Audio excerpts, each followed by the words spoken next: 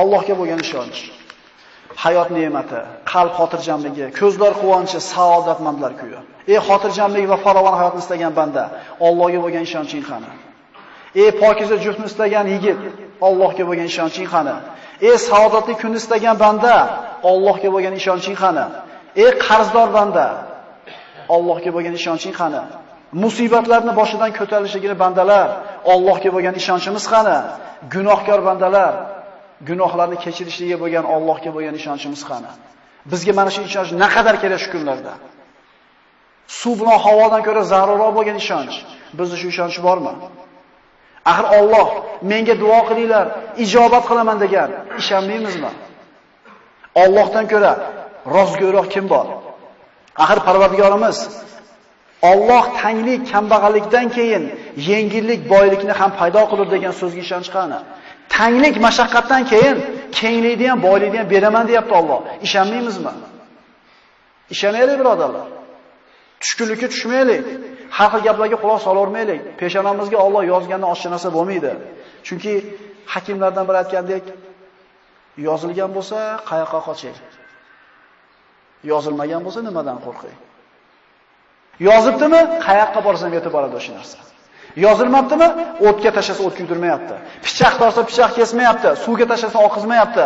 Sahroda o'lmayapti. Chunki nima qilmagan? Yozmagan. Qani shunga ishonch? Parvardigor qalblarimizda o'zingga bo'lgan muhabbatni sobit qilgin. O'zingga bo'lgan ishonchimizni, tavakkulimizni mustahkam va quvvatli qilgin. O'zingni zikring, shukringlarni hidoyat qilgin. O'zingga ro'baro bo'ladigan kunimizda og'zimizdan chiqqan oxirgi so'zimiz la ilaha illalloh Muhammad Rasululloh kalimasi bo'lishini nasib etgin. Agar shuni ham Alloh xohlamagan bo'lsa ayta olmaymiz, birodarlar. Alloh taolo siz bilan bizni mahzun bo'lmaslikka buyuradi. Alloh taolo siz bilan bizni o'ziga tavakkul qilishlikka buyuradi. G'am, qayg'u, huzn insonga nima olib keladi? Alloh taolo siz bilan bizni man qilgan ish. Mahzun bo'lma. Hech qachon mahzun bo'lma. Chunki qayg'u seni o'tmishingdan bezovta qilib, kelajakdan xavotirga soladi. Oqibatda bugungi kuningni yo'qotasan. Hech qachon mahzun bo'lma. Chunki qalb qayg'u bilan ovora bo'lib, ruhing so'nib, yuzing nuri ketadi. Orzu umidlaring yo'q bo'ladi. Ey mo'min banda, mahzun bo'lma. Chunki qayg'u dushmaningni xursand qilib, do'stingni mahzun qiladi. Qayg'u sababli haqiqatlarni ko'ra olmay qolasan.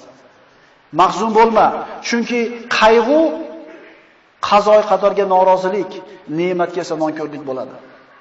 Mahzun bo'lma, chunki qayg'u, g'am yo'q qolgan narsani qaytarmaydi. O'liklarni tiriltirib, qadarni qaytarmaydi, foyda keltirmaydi. Mahzun bo'lma, chunki qayg'u shaytondan, qayg'u faqirsizlik va naq umidsizlikdir. Mahzun bo'lma.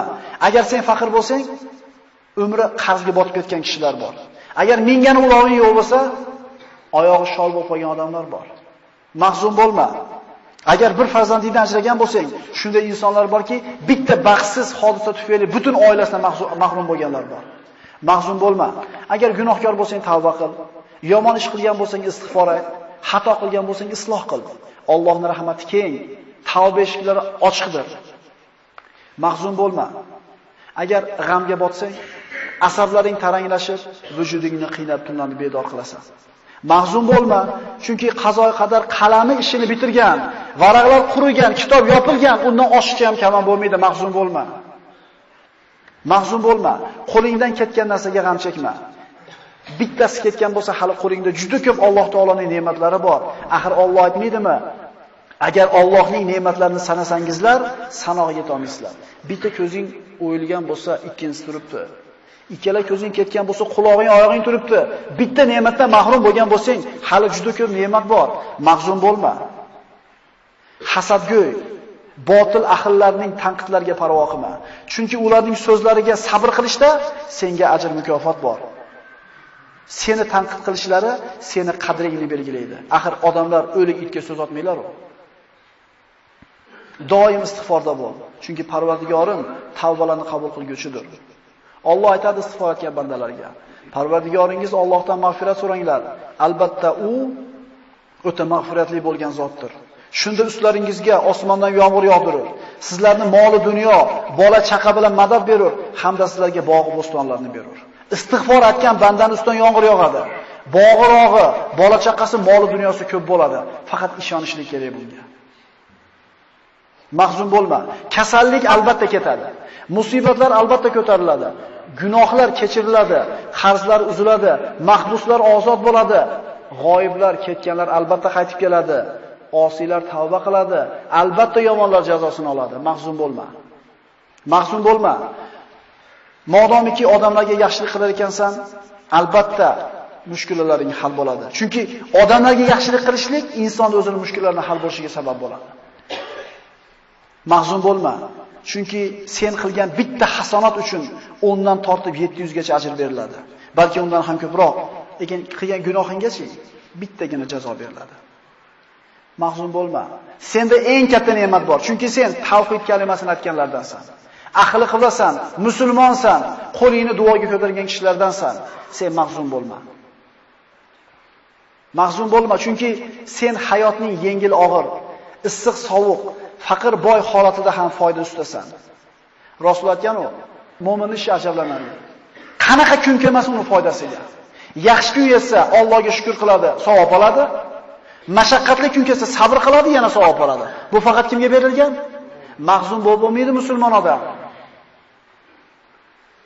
Mahzun bo'lma. Axir senda Qur'on bor, zikr, duo bor. Axir senda namoz, amr ma'ruf, sadaqa, boshqa savobli amallar bor. Boshqalarda yo'q bu narsa. Kim xohlardi dunyoda iymoningni berasan, dunyodagi hamma xohlagan narsani beraman desa, qaysi mo'min xohladi shu narsani? Odamlarga zulm qilayotgan, haqlarini yeyotgan, tuhmat qilayotgan, bo'xton qilayotganlar ham o'ladi. Zulm ko'rgan, sabr qilgan, savob umid qilgan kishilar ham o'ladi. Lekin Alloh taoloning huzuriga borganda kim yutuqda bo'ladi? Dunyo hayoti vaqtincha. Ad-dunya sa'a fajal xato degan Rasululloh. Dunyo 1 soatlik umr bor yo'q. Ana shu 1 soatni ibodatga aylantirdilar degan Rasululloh. Kim o'lmaydi? Kim o'lmaydi? Mahzun bo'lma. Axir qora bulutlarni tarqaganini, qorong'i tunni yorishganini, shamollarni to'xtaganini ko'rmaganmisan? Inshaalloh mashaqqatlaring rohatga, hayoting yorug'likka, kelajaging ne'matga to'lib boradi. Inshaalloh. Mahzun bo'lma. Agar oldingda chora qolmasa, yo'llar berkilib, umidsizlik bostirib kelsa, yo Alloh degan. Mahzun bo'lma. Agar musibat, baxtsizlik, xavotir kelsa, yo Alloh degan. Mahzun bo'lma. Agar keng dunyo tor bo'lib ketgan bo'lsa, ishlar og'irlashsa, yo Alloh deb nido qilgin. Mahzun bo'lma. Agar oldingda eshiklar yopilsa, yo Alloh deb nido qilgin. Odam boshiga qiyin kun tushsa, tashvish bostirib kelsa, o'zini u teshik urib ko'radi, bu teshik urib ko'radi, undan yordam so'rab ko'radi, bundan pul so'rab ko'radi, unga dardini aytib ko'radi, bunga shikoyat qilib ko'radi-da, oxirida nima deydi? Alloh, endi o'zing borsan endi. Qachon? Oxirida. Siz Alloh deng, mushkulingizni Alloh kimi qo'li bilan qanaqa qilib hal qilib beradi, uni kim biladi? Chunki unga saharlarda hojatlarni so'rab qo'llar cho'ziladi. Qalblar uning marhamatidan umid qiladi. Uning ismini aytib, ko'ngillar taskin topadi, ruhlar orom oladi, asablar tinchlanadi. Uning ismini qalbingdan aytgin. Ishonib unga duo iltijo qilgin. Uning rahmatidan umid qil. U duolaringni eshitib turganiga va albatta ijobat qilishiga ishongin. Shunda agar shunday so'rasak, nima bo'ladi? Omonlik, xotirjamlik, farovonlik, to'kin sochinlik, quvvat, izzat, yordam, lutf, inoyat, ihson keladi Alloh tomonidan. Faqat shunga loyiq bo'lishlik kerak. Ya Alloh, bedor ko'zlarga xotirjamlik uyqusini, omonlikni bergin. Istirobga tushgan qalblarga taskin va halovat bergin. Ularga yengillik va yaqin fathini bergin. Ya Alloh, ko'zlarni o'z nuringga hidoyat qilgin. Adashganlarni to'g'ri yo'lingga boshlagin. Parvardigoro, bizlardan g'am qayg'ularni ketkizgin. Ya Alloh, agar unutgan yoki xato qilgan bo'lsak, bizni azobingga giriftor aylama. Parvardigoro, bizlarning zimmamizga bizlardan ilgari o'tganlarning bo'yinlariga qo'ygan yukingni yuklama. Bizlardan tashvishli iztiroblarni ketkizgin. Xavf va xatardan yolg'iz o'zingdan panoh so'raymiz. Parvardigor, sendan boshqalarga suyanib qolishdan, boshqalardan umid qilib qolishingdan panoh so'raymiz. Sen bizning hojamizsan. Yengil kunimizda, og'ir kunimizda, tashvishli xotirjam kunimizda Allohning o'ziga ishonaylik.